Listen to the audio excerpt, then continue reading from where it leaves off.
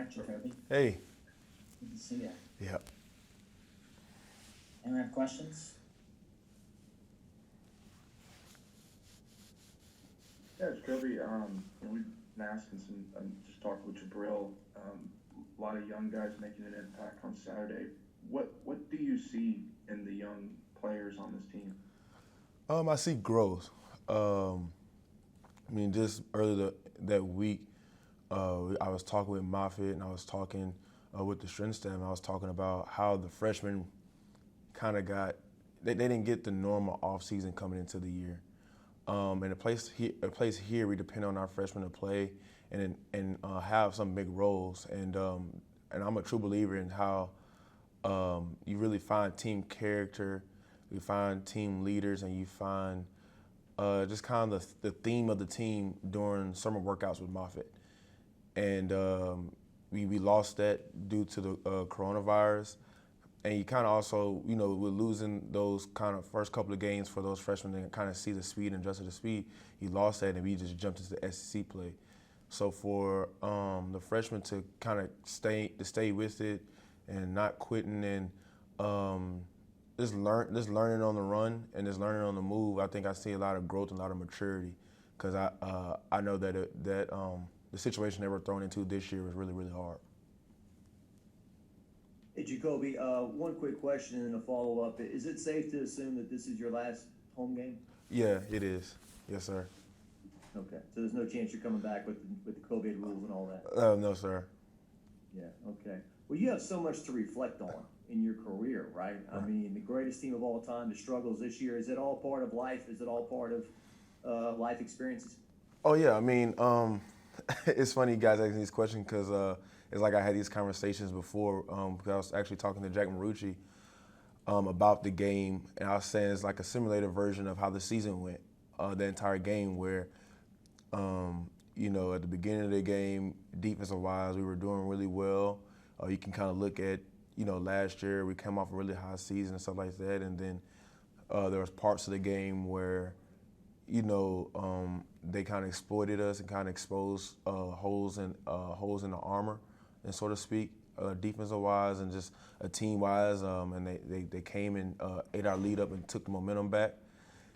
But this team right here, and just kind of following the leader, following our head coach and how his personality is, we stayed together and we fought and we had grit, and we took the lead back, and eventually we beat Florida and won the game. And when I was telling this to Jack, he kind of looked at me. He said, that's exactly right. That Florida game is kind of a simulated version of this, how the season went, and this kind of how life is. Every game is kind of like that.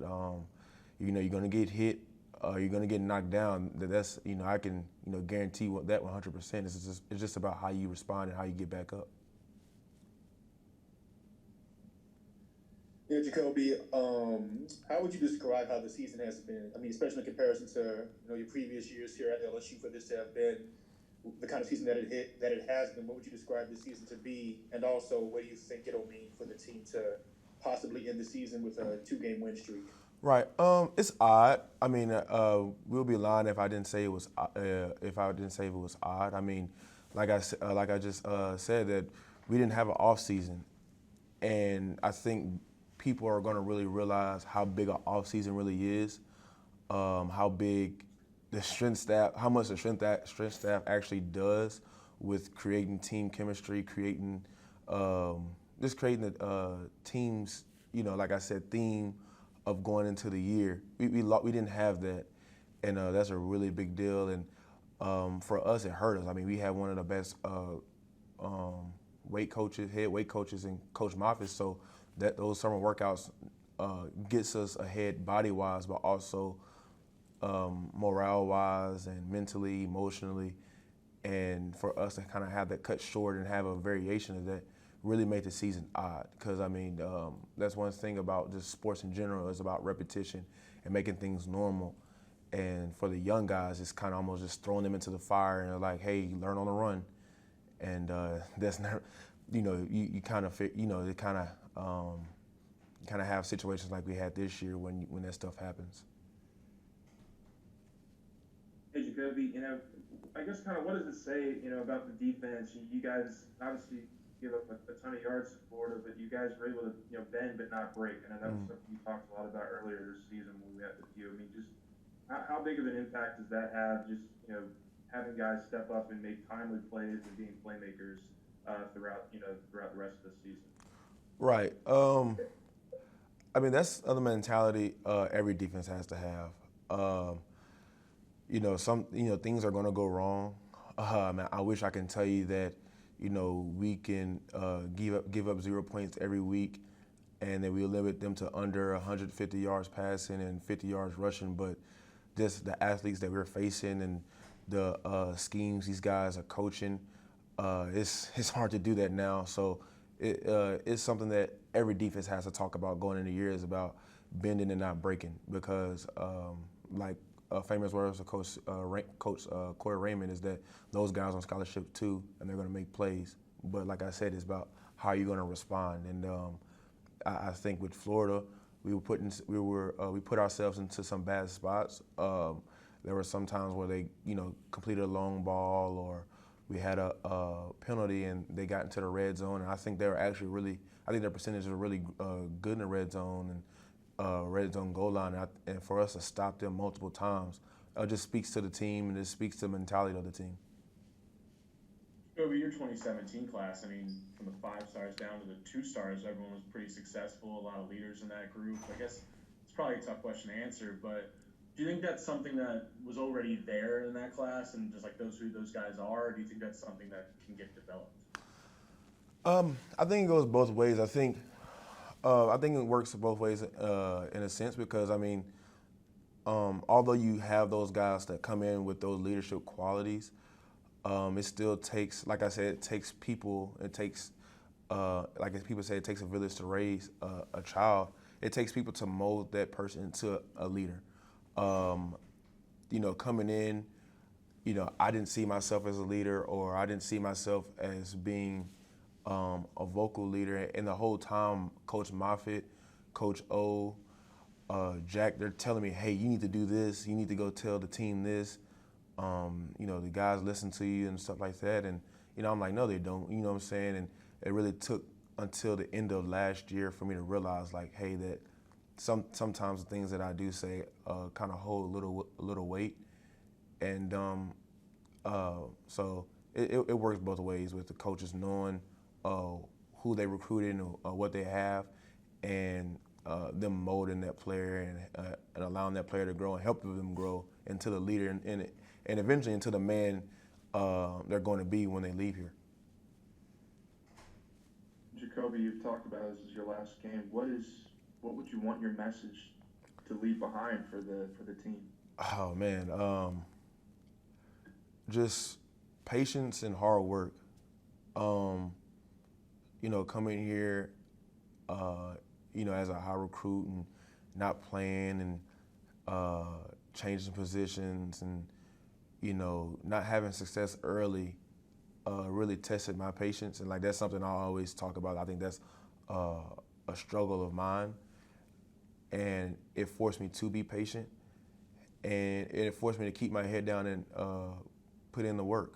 I mean, it was obviously that a job and a spot wasn't going to be given to me here. And I just had to be patient. Like I said, I had to be patient and put in the work to get good enough to even get on the field at LSU. And then when I got that opportunity, I made something of it, and I just didn't look back. JaCoby, Eli Ricks, there's a saying some people have, he's got some dog in him, to describe somebody who's got some swagger and some, as a true freshman, the plays he's made and everything. What is the future for this guy at LSU? Man, the sky's the limit. That's what that's the type of guys that LSU attracts, is somebody like Elias Ricks. And, he's one of those guys where, the coaches and the assistant coaching staff, they see the potential in Elias, and, they're going to mold him, and they're going to and allow him to grow and help him grow into the player that he can be, to the best player he can be until it's time for him to leave. But for him to come in and doing the things that he's doing is really impressive. And, that's why he's playing as a true freshman, because he's making those plays. seen it this season to some degree. What is the challenge in terms of Ole Miss's offense at the tempo they like to play at? I mean, the challenge is just you always have to look at going into a game as their weapons. You know, who does the quarterback like to throw to? Who's their most electric guys? And you know, like you said, the added bonus is the tempo. You know, the best. You know, as a defense, you want to be able to every snap, you want to be able to line up, see where everybody's at, make your checks, make your calls. But when the offense moves so fast, it takes away that time. It works into their advantage. But that's something that we're going to practice this entire week, so we can go into the you know, we can go into game Saturday prepared and you know, hopefully put a good defensive showing Saturday. And JaCoby, I wanted to ask you about McGlothrin. I heard a few people say, "Where has this guy been all year?" But what can you tell me about him? Just observing him in practice, what kind of future does he have? He has a high ceiling too, and the White's one of those guys, like I said, that it's hard coming in as a true freshman and just coming and just being thrown to the fire and we're like, hey, you got to learn on the run. You know, maybe, and you know, people are asking that where Dwight's been. I mean, if you look back, like I said, I'm always going to go back to the off season with Coach Moffitt and those couple of games before we get into the SEC play. You know, that's probably the time where Dwight could have really matured and learned his role and and really got a chance to learn how college football really works. And he could have been here even earlier. But the ceiling for Dwight is high, and like I said, I'm very proud of the freshmen and the underclassmen. What they have to go through this year. I mean, you know, like I said, they really were just thrown into the fire, and they were thrown into the SEC West, and that's a hard division and conference just to be thrown into the fire and telling a 18, 19-year-old kid to learn on the run. Thank you for your time, JaCoby. Yes, sir.